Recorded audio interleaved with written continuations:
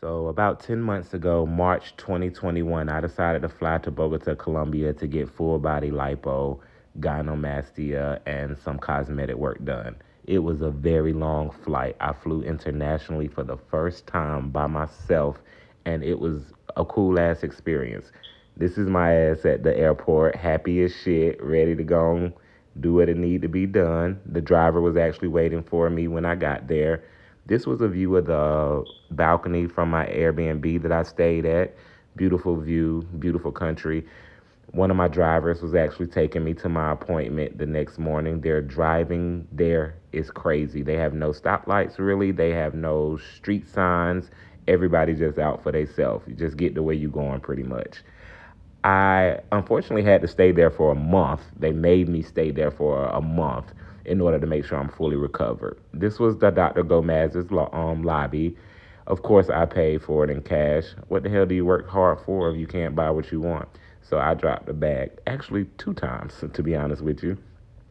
My happy ass excited, ready to go and get pulled back and get put up under that anesthesia. Ooh, I got tired of being a thick boy. I had to get that shit off of me. This was actually my room they had ready for me when I got back from surgery.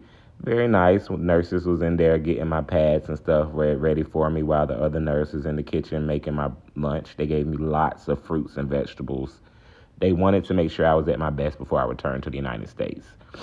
The nasty part, I did have to get drains. It was a lot of blood, a lot of fluids, a lot of leaking. Do not let social media fool you thinking cosmetic surgery is an overnight thing. You're going to be extremely swollen for months and months. You will not see your real results actually to almost 6 months to a year after. I had to drain. Yes, gross. I'm sorry, but you need to see it.